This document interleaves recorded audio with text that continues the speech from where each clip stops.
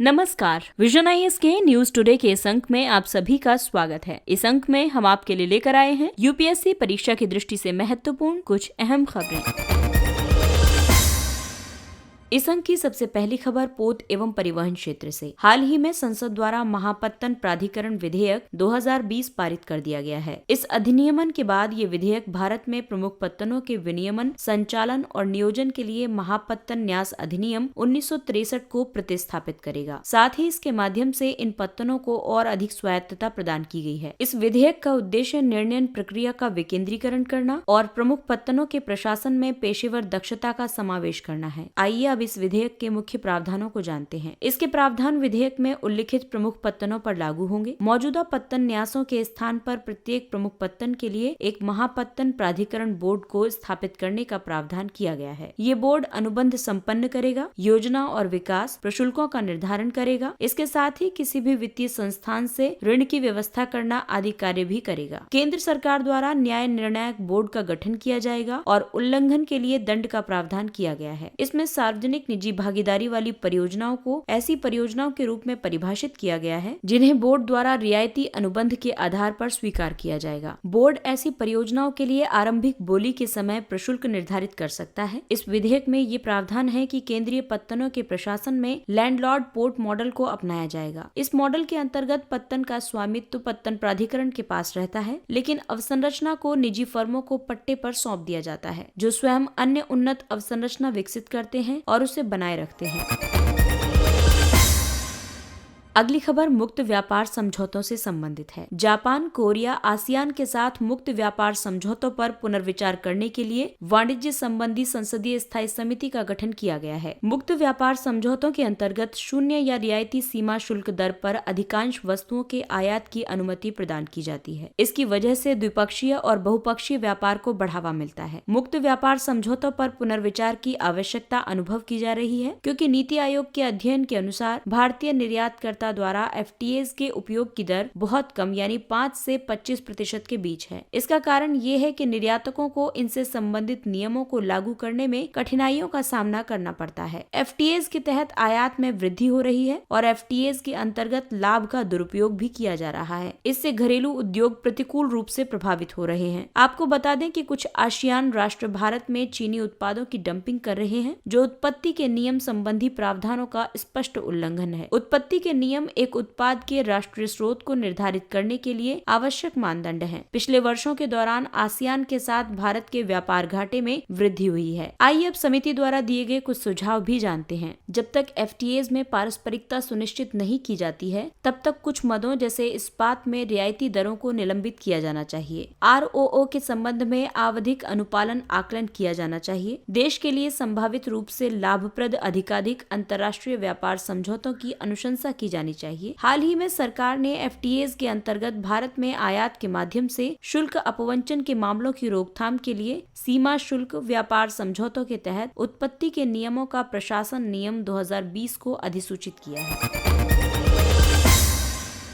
राष्ट्रीय गौरव अपमान निवारण अधिनियम 1971। हाल ही में जारी किसान आंदोलन के दौरान एक किसान की मृत्यु होने पर उसके शव को तिरंगे में लपेट दिया गया था। इसे अधिनियम का उल्लंघन करार दिया गया। ये अधिनियम भारतीय राष्ट्रीय प्रतीकों जैसे राष्ट्रीय ध्वज, संविधान, राष्ट्रगान और भारतीय मानचित्र तथा भारत के संविधान के अपवित्रीकरण और अपमान के लिए दंड निर्धारित करता है। इस अधिनियम के तहत राष्ट्रीय ध्वज के प्रति अनादरपूर्ण कृत्यों में राजकीय अंत्येष्टि या सशस्त्र बलों या अन्य अर्धसैन्य बलों के सदस्यों की अंत्येष्टि के सिवाय राष्ट्रीय ध्वज का किसी भी प्रकार के वस्त्र आवरण के रूप में उपयोग करना शामिल है। राजकीय अंत्येष्टि तब संपन्न की जाती है जब वर्तमान या पूर्व राष्ट्रपति, उपराष्ट्रपति, प्रधानमंत्री, कैबिनेट मंत्री या मुख्यमंत्री के पद पर रह चुके व्यक्तियों का निधन हो जाता है। ऊपर बताई गई श्रेणियों से संबंधित व्यक्तियों के अलावा अन्य किसी की मृत्यु के मामले में राजकीय अंत्येष्टि का दर्जा राज्य सरकार द्वारा दिया जा सकता है। राष्ट्रीय ध्वज को फहराने के लिए लागू होने वाले कानूनों, प्रथाओं और परंपराओं से संबंधित भारतीय झंडा संहिता 2002 भी परिधान के रूप में ध्वज के उपयोग को लेकर यही नियम उपबंधित करती है। उच्चतम न्यायालय ने 5 समुदायों को अल्पसंख्यक दर्जा प्रदान करने संबंधी याचिका के स्थानांतरण पर केंद्र को नोटिस जारी किया है। उच्चतम न्यायालय ने राष्ट्रीय अल्पसंख्यक आयोग अधिनियम 1992 के उपबंध 2C की वैधता को चुनौती देने वाले सभी लंबित याचिकाओं के स्थानांतरण के लिए दायर याचिका पर सरकार से उत्तर की मांग की है। राष्ट्रीय अल्पसंख्यक आयोग अधिनियम की धारा 2C के तहत वर्ष 1993 में केंद्र द्वारा 5 धार्मिक समुदायों जिसमें मुस्लिम, ईसाई, सिख, बौद्ध और पारसी को अल्पसंख्यक घोषित किया गया था। वर्ष 2014 में जैन समुदाय को भी अल्पसंख्यक समुदाय के रूप में अधिसूचित किया गया था। इस याचिका में उन राज्यों और संघ राज्य क्षेत्रों में इन समुदायों के अल्पसंख्यक दर्जे को चुनौती दी गई थी जहां वे बहुमत में हैं। इसके अलावा याचिका में उन 6 राज्यों और 2 संघ राज्य क्षेत्रों में हिंदुओं के लिए अल्पसंख्यक दर्जे की भी मांग की गई थी, जहां वर्ष 2011 की सामाजिक, आर्थिक और जातिगत जनगणना के अनुसार उनकी जनसंख्या में गिरावट आई है। आपको बता दें कि संविधान अल्पसंख्यक शब्द को परिभाषित नहीं करता है, बल्कि संविधान में अल्पसंख्यकों को केवल संदर्भित किया गया है। हालांकि संविधान के अनुच्छेद 29 और 30 के तहत अल्पसंख्यकों के अधिकारों के संबंध में विस्तार से वर्णन किया गया है। इसके अलावा TMA पाई वाद 2002 में उच्चतम न्यायालय ने ये रेखांकित किया था कि भाषाई और धार्मिक अल्पसंख्यक का निर्धारण राज्य को एक इकाई मानकर किया जाता है। आइए अब आपको बताते हैं अल्पसंख्यक दर्जे के लाभ। अल्पसंख्यक समुदाय अल्पसंख्यक कार्य मंत्रालय द्वारा संचालित विशेष योजनाओं का लाभ उठा सकते हैं। अनुच्छेद 30(1) और कुछ अन्य उपबंधों के तहत उन्हें शिक्षण संस्थानों और न्यासों के संचालन के लिए छूट प्रदान की गई है।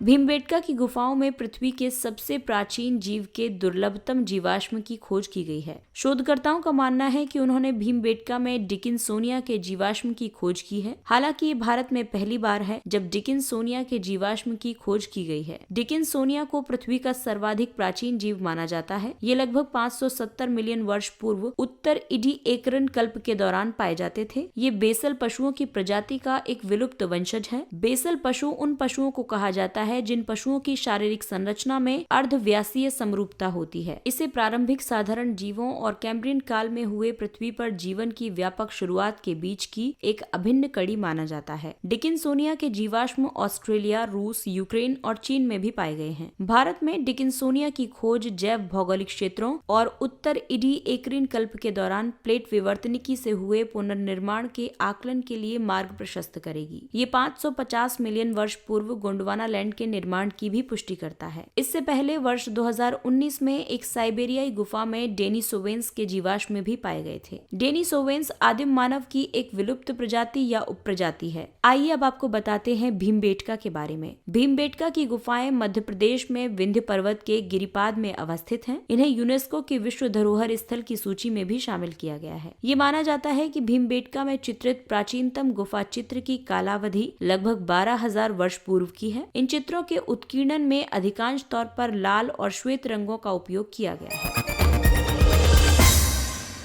आइए अब नजर डालते हैं कुछ संक्षिप्त किंतु महत्वपूर्ण खबरों पर। भारत द्वारा बांग्लादेश से नेपाल तक पारगमन यातायात की सुविधा प्रदान की जाएगी। उप क्षेत्रीय कनेक्टिविटी और सहयोग को व्यापक स्तर पर प्रोत्साहित करने के लिए भारत ने सिंघाबाद रोहनपुर रेल मार्ग के माध्यम से बांग्लादेश से नेपाल तक उर्वरक निर्यात के परिवहन की सुविधा प्रदान की है। वर्ष 1976 में पारगमन यातायात के रूप में भारत और बांग्लादेश ने भारतीय क्षेत्र के माध्यम से बांग्लादेश से नेपाल को वस्तुओं के निर्यात तथा अन्य देशों से नेपाल तक आयात के लिए अनुमति देने के लिए एक समझौते पर हस्ताक्षर किए थे। क्षेत्रीय कनेक्टिविटी के लिए अन्य पहले हैं बांग्लादेश भूटान, भारत और नेपाल मोटरयान समझौता, भारत म्यांमार थाईलैंड त्रिपक्षीय राजमार्ग, कलादान परियोजना आदि। संयुक्त अरब अमीरात को निवेश के लिए श्रेणी 1 का दर्जा प्रदान किया गया। श्रेणी 1 लाइसेंस प्राप्ति के लिए पात्र होने के कारण सरकार ने संयुक्त अरब अमीरात के विदेशी पोर्टफोलियो निवेशकों को वर्गीकृत किया है। इस कदम से भारत में UAE से निवेश को बढ़ावा मिल सकता है। श्रेणी 1 लाइसेंस का मतलब है उस व्यवस्था प्रक्रिया से जिसके अंतर्गत अपेक्षाकृत कम अनुपालनीय बोझ, प्रलेखन आवश्यकताओं और अपने ग्राहक को जानो मानदंडों का सरलीकरण और निवेश के लिए न्यूनतम प्रतिबंध आदि का अनुसरण किया जाता है। इससे पहले सेबी द्वारा श्रेणी 1 लाइसेंस प्राप्त करने के इच्छुक FPIs के लिए अपने दिशा निर्देशों को शिथिल किया गया था, ताकि नॉन FATF देशों के निवेशकों को इस प्रकार के पंजीकरण के लिए पात्र बनाया जा सके। सितंबर 2019 में 3 श्रेणियों का 2 श्रेणियों में पुनर्वर्गीकरण करने के बाद FPIs के लगभग 80% भाग को श्रेणी 1 में शामिल किया गया था। आपको बता दें कि श्रेणी 1 के अंतर्गत FPIs के लिए सर्वाधिक सरल अनुपालन मानदंडों का निर्धारण किया गया है, जबकि श्रेणी 3 के तहत FPIs के लिए अपेक्षाकृत कठोर अनुपालन मानदंड निर्धारित किए गए हैं। विशिष्ट इस्पात स्पेशलिटी स्टील। सरकार ने उत्पादन से संबद्ध प्रोत्साहन योजना यानी PLI योजना में विशिष्ट इस्पात को शामिल करने की स्वीकृति प्रदान की है। विशिष्ट इस्पात मिश्र धातुओं से विनिर्मित होता है और इनके विशेष गुण जैसे संक्षारण प्रतिरोध या अधिक भार वहन क्षमता आदि के कारण इन्हें मिश्र धातु इस्पात भी कहा जाता है। पहले 10 प्रमुख विशिष्ट क्षेत्रों में निवेश को आकर्षित करने, निर्यात बढ़ाने आदि के उद्देश्य के लिए PLI योजना को आरंभ किया गया था। अन्य विशिष्ट क्षेत्रों के तहत advance chemistry cell battery, electronic या प्रौद्योगिकी उत्पाद, ऑटोमोबाइल और ऑटो घटक, फार्मास्यूटिकल, दवाओं, दूरसंचार और नेटवर्किंग उत्पाद, वस्त्र उत्पाद, खाद्य उत्पाद, उच्च दक्षता युक्त सौर PV मॉड्यूल, व्हाइट गुड्स जैसे AC और LED शामिल हैं।